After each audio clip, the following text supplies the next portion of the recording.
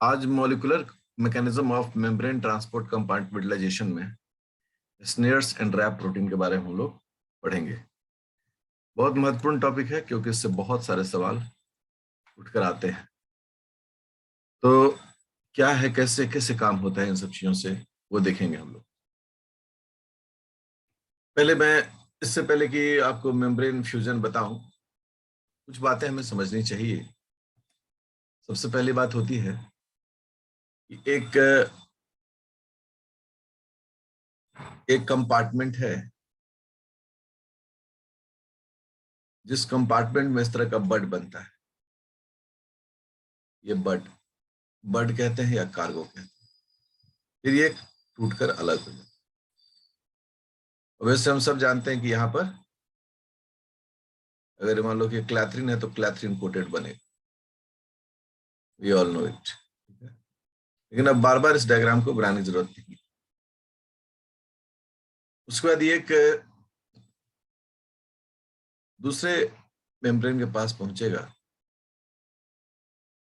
और इस मेम्ब्रेन में वो फ्यूज कर जाएगा। ठीक है, ऑब्वियसली जब फ्यूज करेगा तो सभी क्लैथरीन जितने हैं वो निकल जाएंगे यहां से। ओके, और मटेरियल यहां पहुंच जाएगा। ये एक बेसिक कॉन्सेप्ट है। इसमें इसको हम लोग बोलते हैं डोनर कंपार्टमेंट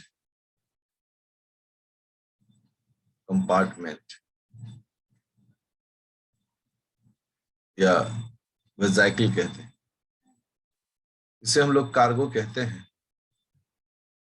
कार्गो जिसमें फ्यूज करता है उसे हम लोग टारगेट कंपार्टमेंट कहते हैं। ठीक है ना।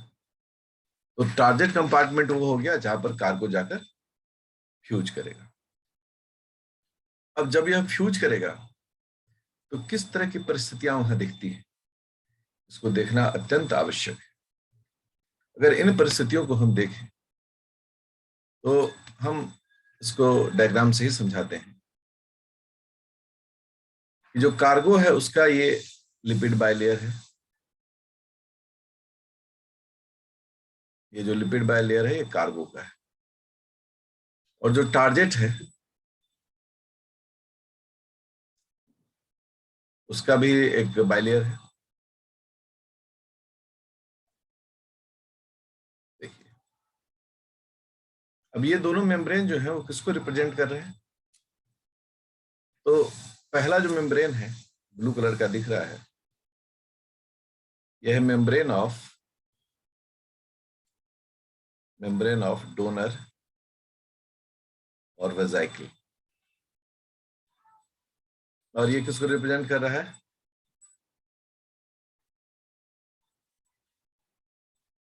जिन लोगों को वॉइस क्लियर नहीं लगता है वो अच्छे नेटवर्क में आ जाए। Membrane of target. अब ये दोनों मेम्ब्रेन है, दोनों तो बायो मेम्ब्रेन है, दोनों फॉस्फोलिपिड प्रोटीन से जुड़ा हुआ है।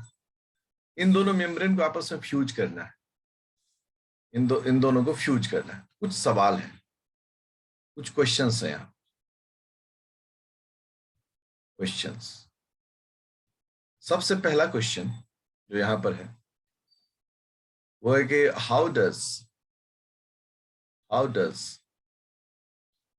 Cargo recognize the target compartment. सबसे पहला जो सवाल है वो ये सवाल है कि कार्गो कैसे पहचानेगा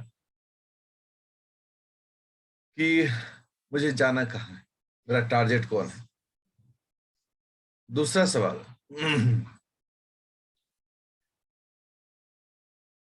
कि हाउ डज बोथ मेम्ब्रेन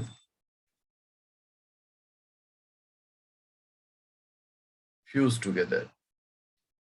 दूसरा सवाल है कि दोनों मेम्ब्रेन जो है वो कैसे आपस में फ्यूज कर जाएगा। दो बड़े प्रिलिमिनरी क्वेश्चंस हैं। पहला है कि how does cargo recognize target compartment, कैसे ये पहचानेगा कि यही मेरा टारगेट कंपार्टमेंट है, और दूसरा कैसे ये इससे फ्यूज कर जाए, और फ्यूज करके इस तरह दिखेगा। देखिए यहाँ पर दिख रहा है ना, रेड जो है वो टारगेट कंपार्टमेंट है, ब्लू जो है मेम्ब्रेन वो कार्गो का है, डोनर कंपार्टमेंट का है। कैसे फ्यूज करके आपस में। तो जब ये दोनों सवाल उत्पन्न होते हैं तो इसके जवाब के लिए हमें पढ़ना होता है इस काम को अंजाम देने वाले दो प्रोटीन्स के बारे में। पहला है स्नेयर प्रोटीन्स, और दूसरा है रैब जीटीपीएच।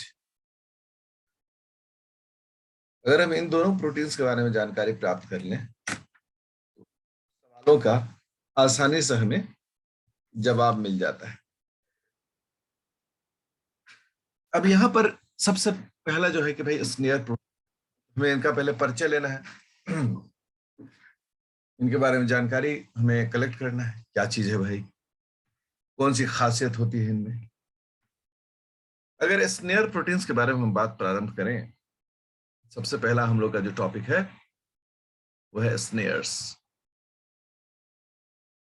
स्नेयर्स, स्नेयर का फुल फॉर्म होता है सॉल्युबल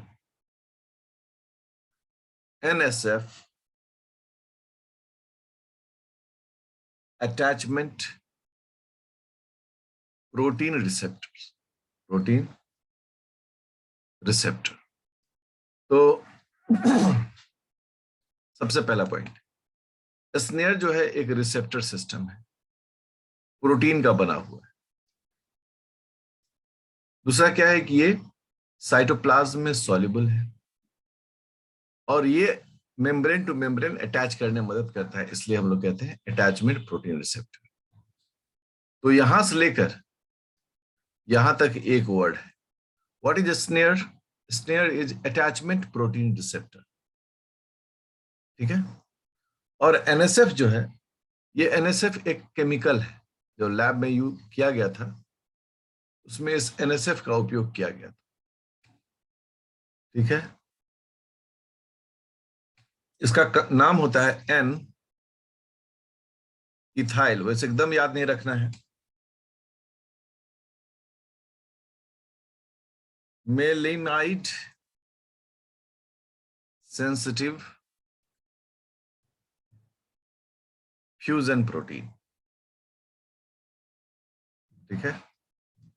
NSF को N ethyl maleimide sensitive fusion protein कहा जाता है, अर्थात यह फ्यूजन के लिए महत्वपूर्ण प्रोटीन है।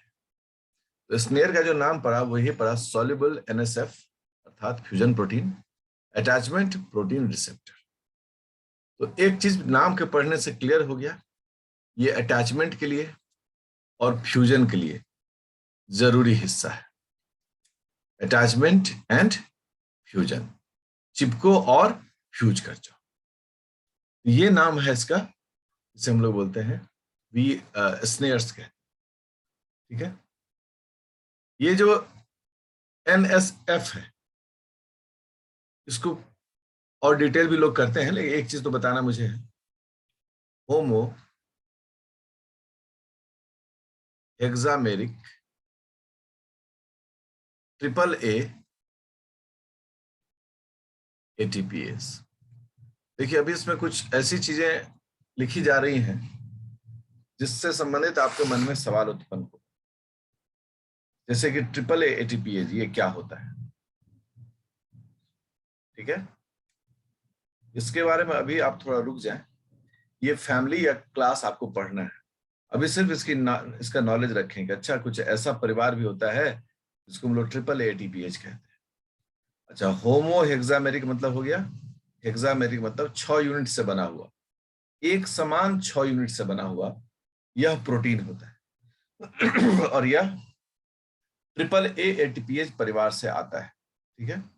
यहां पर मैं सवाल रख देता हूं, ये आगे हम डिस्कस करेंगे, और जिसको मन हो तो थोड़ा सा सर्च करके ढूंढ लीजिएगा। अभी इस पर एकदम चर्चा नहीं करेंगे क्योंकि अलग विस्तार इसका है। अब हम लोग आते हैं कि क्योंकि यहाँ पर तो दो महत्वपूर्ण चीजें हो गई ना, कि हमें मेम्ब्रेन को पहचानना है, पहचानने के बाद उससे जुड़ना है, और जुड़ने के बाद उससे फ्यूज करना है। मतलब हमें तीन काम करना है। पहला, पहचानना, दूसरा चिपकना, और तीसरा मिल जाना, फ्यूज करना। ये तीन काम है। कैसे पहचानेंगे, पहला सवाल। कैसे चिपकेंगे, दूसरा सवाल। और कैसे फ्यूज कर जाएंगे, तीसरा सवाल। इन तीनों सवाल के जवाब के लिए सबसे पहला हम लोगों ने देखा स्नेयर को। दूसरा जो ग्रुप है उसमें, जिसे हम लोग रैप कहते हैं। तो अब आते हैं सेकेंड रैप के बारे में। Rab Rab GTPases proteins. Rab GTPase पहले चला गया। जीटीपीएच मतलब ये स्विच की तरह काम करेगा। क्या करेगा, ये स्विच की तरह काम करेगा। ठीक है। तो रैप जीटीपीएस प्रोटीन के बारे में हम कहते हैं दे वर्क टुगेदर। ये एक साथ काम करते हैं। किसके साथ काम करते हैं? विथ अदर प्रोटीन्स, दूसरे प्रोटीन्स के साथ मिलकर, है ना। दूसरे प्रोटीन्स के साथ मिलकर काम करते हैं। क्या काम करते हैं? To regulate docking and tethering of the vesicle, of the donor vesicle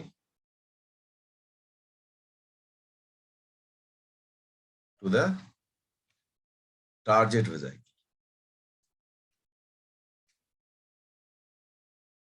target membrane कर देते हैं, मेम्ब्रेन लिख देते हैं, मेम्ब्रेन। रैप जीटीपीएस प्रोटीन क्या करता है?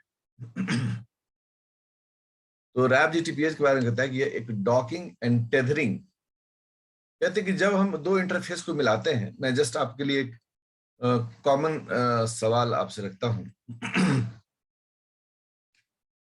दो मोबाइल है, एक एक्स कंपनी का है और दूसरा मोबाइल वाई कंपनी का है। ठीक है। इन दोनों मोबाइल में स्क्रीन है, बटन है, स्क्रीन है और बटन है। अब हमको इन दोनों को एक दूसरे को ब्लूटूथ से जोड़ना है। तो हम ब्लूटूथ इसका ऑन करते हैं और इसका ब्लूटूथ भी ऑन करते हैं। ये चूंकि दोनों दो अलग अलग कंपनी के हैं, दो अलग अलग मशीन है, हो सकता है कि ये बहुत हाई हाई मॉडल का प्रोटीन हो, ये थोड़ा सा लो मॉडल का प्रोटीन, सॉरी प्रोटीन नहीं मतलब मोबाइल हो। अब जब हम इससे इससे एक दूसरे को कनेक्ट करने के लिए कोशिश करते हैं, तो सबसे पहला जो काम शुरू होता है इसमें, वो होता है डॉकिंग एंड टेथरिंग। आप देखेंगे इसके लिए वहां पर ऑप्शन दिए रह जाते हैं। टेथरिंग, भाई देखिए तो दोनों एक दूसरे को पहचान लेगा क्या? क्या कॉमन कुछ प्लेटफॉर्म है जहां पर दोनों एक दूसरे से एक्सचेंज कर ले कुछ, है ना। जब तक कि वो एक मिनिमम एक दूसरे के साथ कुछ सेटिंग नहीं होगा, तब तक जो है ना वो एक दूसरे को पहचानेगा ही नहीं। ये बड़ा महत्वपूर्ण विषय है। यदि दोनों एक दूसरे को नहीं पहचानेगा तो फिर आपस में कैसे एक्सचेंज करेगा? जैसे एक बार टेथरिंग हो जाता है, उसके बाद यहाँ की सूचनाएं डॉक करती है इस मोबाइल के पास, और फिर आपको वही सूचना यहाँ भी दिखने लगता है। ठीक है ना। ये टेथरिंग का उपयोग होता है। ठीक यही यही क्रम जो है वो हम लोग यहाँ पर भी देख रहे हैं कि रैप प्रोटीन जो है इसी तरीके से दो मेम्ब्रेन के बीच में, डोनर वेजाइकल का मेम्ब्रेन और टारगेट मेम्ब्रेन के बीच में टेथरिंग का काम करता है, ताकि दोनों आपस में मिलकर फ्यूज हो जाए। तो क्लियर कट ये बात समझ में आनी चाहिए।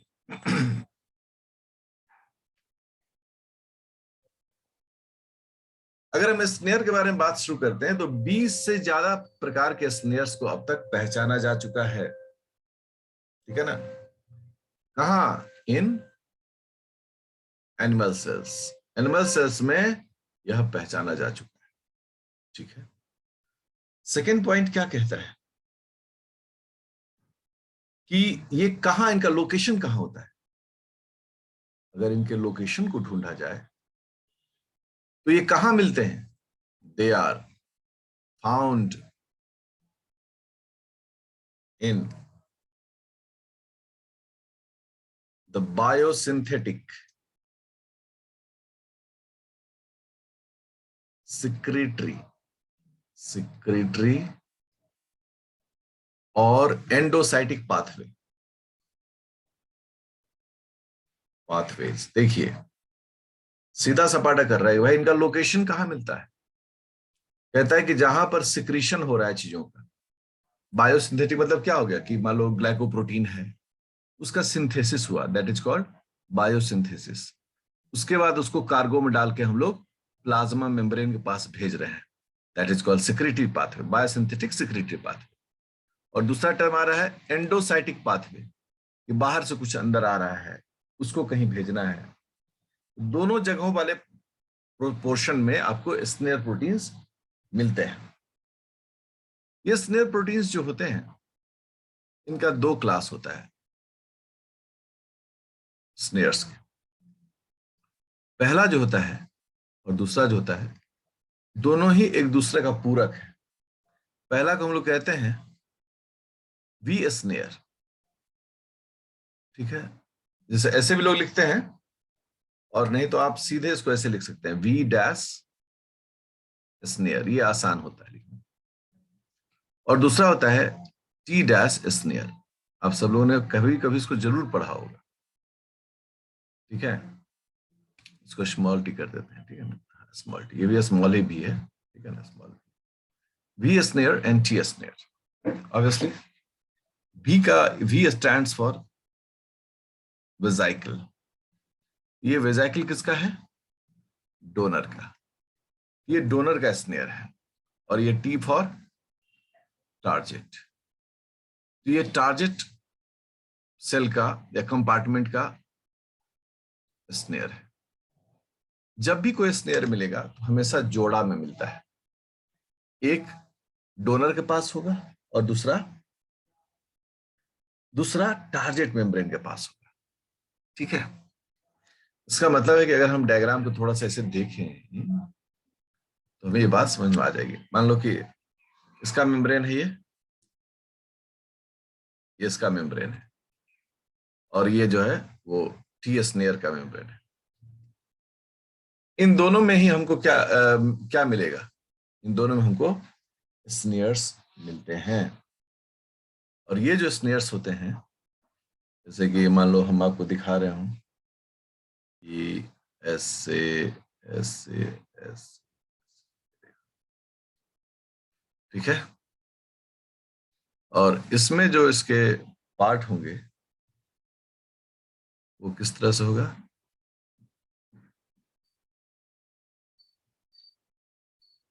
इस तरह से, ठीक है।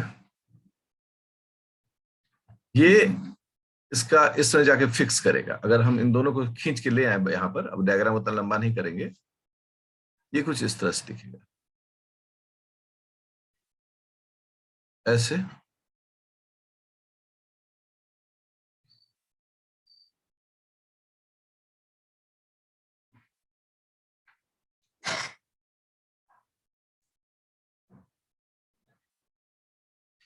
देखिए ये इस तरह से आपस में सेट हो जाएगा, और ये जो मेम्ब्रेन है वैसे बहाने एक दूसरे के नजदीक आ जाते हैं, देखिए, ठीक है। ये नेक्स्ट डायग्राम है कि किस तरह से वी स्नेयर और टी स्नेयर्स जो हैं वो आपस में चिपकते हैं एक दूसरे के साथ। This is called v snare, this is called t snare, ठीक है। और यहां जो है वो क्या दिख रहा है, v snare, t snare complex.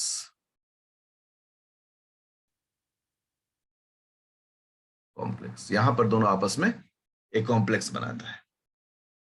क्योंकि इस डायग्राम को बनाने में बहुत वक्त लग जाता है, इसलिए हम इस डायग्राम को बुक से ही ले लिए हैं। लेकिन उससे पहले कि डायग्राम की से आगे बढ़े हम, अब देखिए कि इन दोनों के मेम्ब्रेन में है क्या, बीच में क्या है, चारों तरफ क्या है, पानी है। पानी है H2O। मैं इस डायग्राम को थोड़ा सा और डिटेल करके बताता हूँ, ठीक है ना। क्योंकि देखो डायग्राम जितना क्लियर हम मानते हैं, विद्यार्थी का नॉलेज भी उतना ही क्लियर।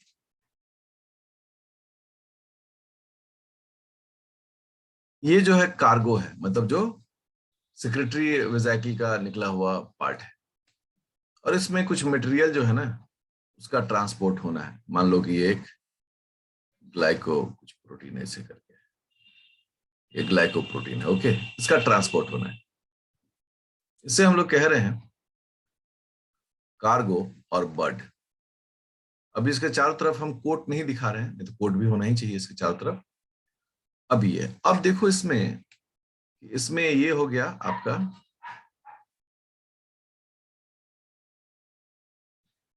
वी स्नेयर, ठीक है ना। इसमें ये हो गया वी स्नेयर, ओके। और दूसरा हम ले रहे हैं टारगेट कंपार्टमेंट। मान लीजिए कि ये है, इसमें जाके फ्यूज करना है, दिख रहा है, ये भी डबल मेम्ब्रेन है। मान लो गॉल्जी बॉडी हम ले रहे हैं, गॉल्जी बॉडी में ये काम हो फ्यूज करने जा रहा है ये, तो ये हो गया, ये हो गया टारगेट कंपार्टमेंट,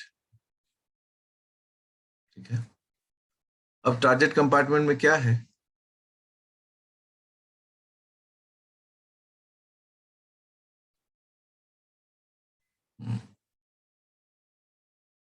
यहां पर ये हो गया टी स्नेयर, ये हो गया वी स्नेयर। इस तरह से दोनों तैयार हो गए। बीच में क्या है, वो लोग बोलते हैं बीच में पानी है, क्योंकि साइटोसोल है। यहाँ तो साइटोसोल है, हम इसको ऐसे कैप्शन में डाल देते हैं साइटोसोल। और साइटोसोल में सबसे ज्यादा क्या होता है, वाटर। सबसे ज्यादा क्या है चारों तरफ, पानी ही पानी है। और ये है मेम्ब्रेन, ये मेम्ब्रेन किस चीज का बना हुआ है, फॉस्फोलिपिड्स का।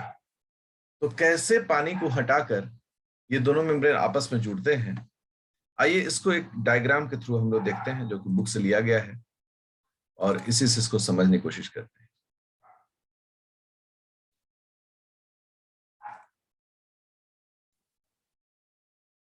इस डायग्राम का मदद से हम लोग पूरे घटना को सीखने जा रहे हैं, ठीक है। अभी देखिए यहाँ पर बहुत चतुराई से कहीं नहीं लिखा गया कि वी स्नेयर डोनर कौन है और टारगेट कौन है। क्योंकि वी स्नेयर ये रेड वाला है, तो ये जो है वो है टारगेट, सॉरी, ये जो है वो है डोनर, डोनर वेजाइकल। और ये ब्लू कलर का टी स्नेयर नीचे दिख रहा है, इसलिए हो गया ये टारगेट, टारगेट मेम्ब्रेन। अब गौर करें, ये लाल रंग का वी स्नेयर है, ये नीले रंग का टी स्नेयर है। दोनों के बीच में ढेर सारा पानी है, क्योंकि यहाँ है क्या, साइटोसोल है। और साइटोसोल क्या होता है, वाटर रिच होता है। तो दोनों के बीच में खूब सारा वाटर दिखाया जा रहा है। अब क्या है कि वी स्नेयर और टी स्नेयर्स के आपस में जो फिटिंग साइट्स हैं, वो आपस में फिट करने लगे। देखिए ये सभी जो है जुड़ गए, इंट्रैक्शंस, केमिकल इंट्रैक्शन की मदद से आपस में जुड़ गए। जैसे ही ये दोनों जुड़ते हैं, तो ये लाल और ये नीला वाला एक दूसरे के ऊपर क्वाइल करने लगता है, और पानी वहां से धकलाने लगता है। इसका मतलब क्या हो गया, ये मेम्ब्रेन और ये मेम्ब्रेन एक दूसरे के नजदीक आना शुरू होता है। कैसे नजदीक आना शुरू होता है, सेकेंड डायग्राम में देखते हैं हम लोग। देखिए सेकेंड डायग्राम रेडी हो जाइए।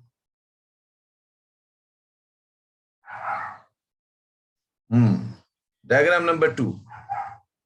डायग्राम नंबर 2 में देखिए कि अब ये दोनों जो है आपस में क्या कर रहे हैं, देख रहे हैं कितना क्वाइल कर रहे हैं आपस में। तो जब क्वाइल करेगा तो ऑब्वियसली दोनों मेम्ब्रेन क्या होगा, एक दूसरे की तरफ खींचेगा। और वाटर क्या हो गया, बाहर की तरफ। वाटर हो रहा है एग्जिट, ठीक है। देखिए वाटर यहाँ क्या दिखा रहा है, वाटर यहाँ पर बाहर निकल। और ये दोनों मेम्ब्रेन आपस में क्या हो रहे हैं, धीरे धीरे एक दूसरे के नजदीक आते जा रहे हैं, ठीक है। किसी मेम्ब्रेन में आप देख रहे हैं ये डबल डबल लेयर्ड है। ये बाहर वाला जो है दिस इज कॉल्ड ऑटर और साइटोसोलिक। क्योंकि यह साइड किसके तरफ है, यह साइड वाटर की तरफ से है। और वाटर को हम लोग क्या कह रहे हैं, साइटोसोल का हिस्सा।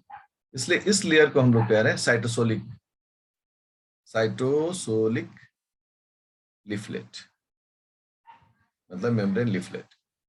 और ये जो है अंदर, इसे हम लोग क्या बोल रहे हैं, इनर और ल्यूमिनल, या फिर ल्यूमिनल नहीं लिखेंगे तो दूसरे वर्ड लिख सकते हैं नॉन साइटोसोलिक लीफलेट। तो ये समझ आएगी, ये अंदर का हिस्सा है और ये बाहर का हिस्सा है। अब आप गौर करें दोनों एक दूसरे की तरफ खींचा जा रहा है। क्यों खींचा जा रहा है, क्योंकि ये प्रोटीन आपस में क्वाइल कर रहा है। देख रहे हैं ना कैसे आपस में सटते जा रहा है, ये क्वाइल करते जा रहा है, ठीक है। अब नेक्स्ट क्या, नेक्स्ट जब हम इसके आगे बढ़ते हैं तो सब पानी इस तरीके से धगला गया है, अब फ्यूजन करने की बारी आ गई। अब देखिए कि जो अंदर वाला है इनर, इसको हम लोग क्या नाम दे रहे हैं, ल्यूमिनल, और दूसरे वर्ड में कह रहे हैं नॉन साइटोसोलिक लीफलेट।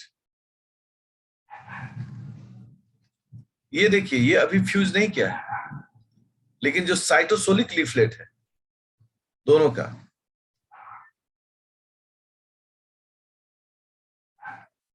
दोनों मतलब VNT का, ये आपस में क्या हो गया यहां पर, देखिए यहां पर आके आपस में ये फ्यूज कर गया है। कहने का मतलब है कि दोनों इतने नजदीक आ गए कि दोनों मेम्ब्रेन फ्यूज कर गया।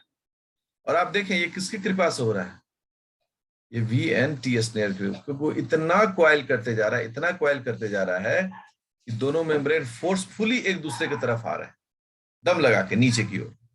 और सबसे पहले जो बाहर का लेयर होता है साइटोसोलिक लीफलेट, जिसे हम लोग ऑटर कहते हैं, वो आपस में फ्यूज कर गया। अब क्या बचा, अब बचा अंदर का हिस्सा। अब देखिए हेमीफ्यूजन, ये टर्म आता है हेमीफ्यूजन का। हेमी मतलब होता है आधा, आधा फ्यूज कर जाना, जस्ट सीट। हेमीफ्यूजन मतलब आधा फ्यूज कर जाना। अभी आपने सबसे पहले क्या देखा था, कौन सा लेयर फ्यूज किया था, तो ऑटर लीफलेट, मतलब साइटोसोलिक लीफलेट जो है वो फ्यूज किया था, साइटोसोलिक। ये आपस में फ्यूज किए हुए हैं, देखिए यहाँ पर फ्यूज किया हुआ है, ठीक है। और अब ये जो है ये क्या है, ये तो इनर है दोनों तरफ का। देखिए इनर मेम्ब्रेन आपस में कितने नजदीक आ गए, एक दूसरे के पास आ गए। और ये सब किसके कारण हो रहा है, इस V और T स्नेयर्स के कारण। ये जितना क्वाइल कर रहा है उतना ही मेम्ब्रेन को अंदर की ओर खींच रहा है। और जब फाइनल डायग्राम की ओर आते हैं तो हम लोग क्या देखते हैं, हम लोग देखते हैं कि मेम्ब्रेन जो है, दोनों मेम्ब्रेन आउटर एंड इनर, ये आपस में फ्यूज कर गया। देखिए अब ये क्या है, ये अंदर का दोनों का मेम्ब्रेन है, टार्जेंट रेटिनोड का दोनों का फ्यूज कर गया। तो इस प्रकार से इस V और T स्नेयर्स ने इतना क्वाइलिंग किया, इतना इसको क्वाइल करते गया कि दोनों मेम्ब्रेन आपस में सट कर फ्यूज हो गए। और मान लो कि यहाँ कोई मटेरियल था, मैंने कहा था कि मटेरियल था, मान लो कि ग्लाइकोप्रोटीन करके कुछ था, ये मटेरियल यहाँ पर ट्रांसफर। साथ ही साथ दोनों का मेम्ब्रेन जो है वह मेम्ब्रेन भी आपस में फ्यूज कर गया, मेम्ब्रेन भी इनरिच हो गया।